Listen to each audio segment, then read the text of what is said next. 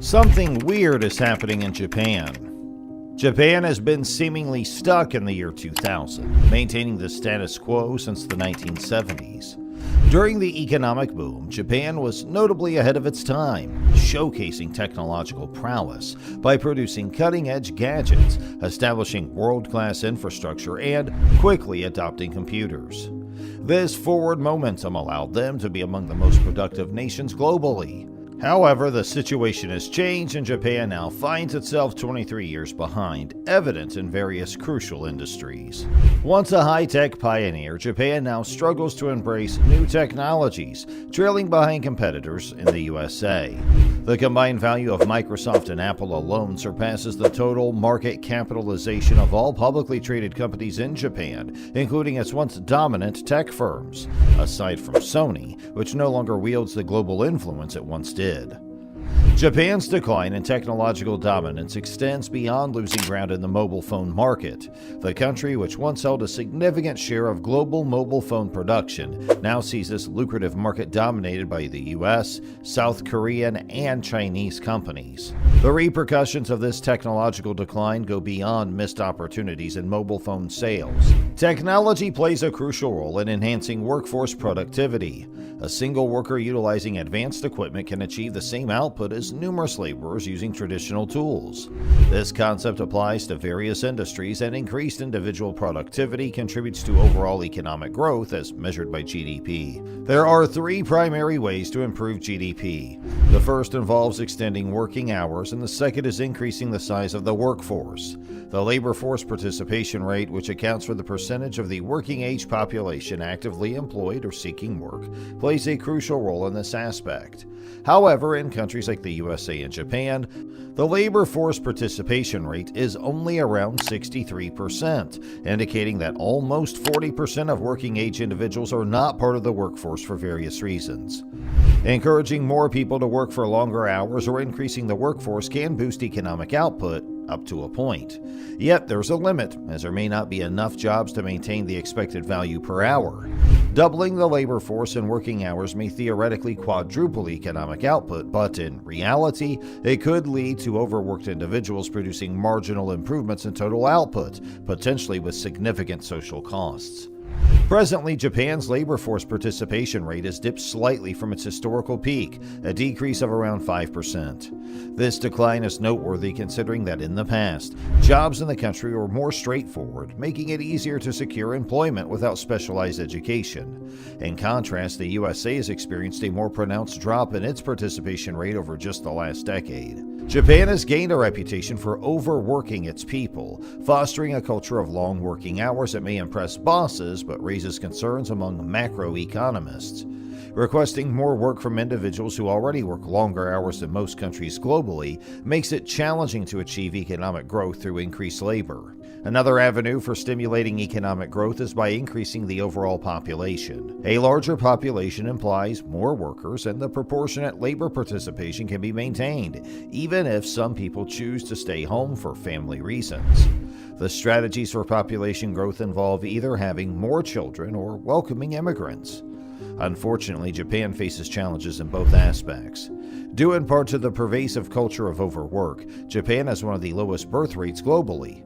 This issue has reached a tipping point, as a significant portion of the population is now too old to have children, placing additional pressure on younger generations to care for them. This, in turn, leaves fewer resources and time for starting and raising young families. The issue of a low birth rate is not unique to Japan. Many advanced economies worldwide are grappling with insufficient childbirth to maintain their populations. To compensate, these economies often rely on migration from countries with higher birth rates, typically poorer nations. However, this practice can create challenges for the source countries as they lose their best and brightest individuals to more affluent economies, depleting their skilled workforce. Despite potential downsides, advanced economies benefit significantly from migration, experiencing a reversal of the harmful effects associated with brain drain. These economies gain highly productive, tax-paying workers without the need to invest in their upbringing and education. Introducing skilled migrant workers can enhance economic output, as these workers tend to be more productive than the average population. In countries like the USA, skilled migrant workers earn notably higher wages than the national average, reflecting the country's ability to attract the best talent from around the world. Migration, therefore, becomes a means to increase economic output, as the influx of skilled workers contributes to overall productivity. If Japan could successfully attract skilled migrants at a rate and quality comparable to the USA, it could potentially resolve its economic stagnation within a decade. However, Japan has been notably resistant to this strategy, and the key question is, why? One major barrier is the language factor. Japanese is not widely spoken as a second language, making it challenging for individuals seeking better opportunities to choose Japan over English-speaking countries which are more universally spoken. Additionally, Japan is perceived as less attractive in terms of opportunities, given its well-known culture of overwork, which is not an appealing way of life for highly productive individuals looking to relocate. Furthermore, due to ongoing economic stagnation, average salaries in Japan have fallen significantly below those in the USA, Canada, Australia, and Western Europe, countries with which Japan was once comparable or even superior 3 decades ago. Quality of life in Japan is also generally considered lower. An aspect worth noting, albeit potentially controversial, is the state of Japanese housing. Despite the challenges discussed, Tokyo is often praised for its affordable housing. This achievement is particularly noteworthy as Tokyo remains the largest and most productive metropolitan area globally. The affordability is attributed to less restrictive development regulations, allowing housing to be built alongside offices and factories, with fewer limitations on building height. In Tokyo, dense apartment buildings often replace freestanding homes, contributing to an abundance of affordable housing throughout the city and the country. This approach in housing contrasts with many other global cities that face challenges of unaffordable housing due to strict zoning laws and high land values near city centers. Tokyo's loose regulations create a market with a range of affordable housing options, influencing the pricing of more premium choices. This situation reflects the principle that the cost of comparable goods is a determining factor in pricing. Tokyo's availability of cheap, basic housing serves as a more affordable option, affecting the pricing of luxury apartments and freestanding homes. Unlike in many major cities where zoning restrictions limit affordable housing, Tokyo's approach provides consumers with a cheaper, comparable, good, influencing overall housing costs. Another critical factor affecting housing prices, particularly in unaffordable markets globally, is the expectation of future value. This consideration is particularly significant in places where housing is seen as an investment with the potential for appreciation over time.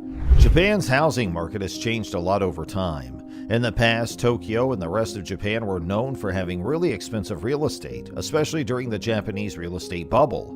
Back then, the value of a 10,000 yen note, or about $200 today, was less than the space it would cover if placed on the streets of central Tokyo. The Imperial Palace in the city center was considered more valuable than all the real estate in California combined. This real estate boom happened because people expected prices to keep going up, so they rushed to buy property, either worried they'd miss out or hoping to make a profit later on. The Asian financial crisis caused problems in Tokyo's plans for a big population, leading to too many homes being built. Japan also has high taxes on inheritance, making big homes and luxury apartments less desirable. Jobs and wages in Tokyo have been stuck for a long time, so even though homes are affordable, they're often small and basic. Skilled workers might prefer other cities where they can earn more money, live in bigger homes, and save for the future. Japan has not been very open to skilled migrants, and even if they come, fitting into the culture can be hard. Instead of bringing in more workers, Japan is trying to make its current workers more productive. However, the country is struggling to keep up with the new technology, and many companies are slow to change. But there are signs that things might be improving, giving companies a chance to focus on quality instead of just cutting costs.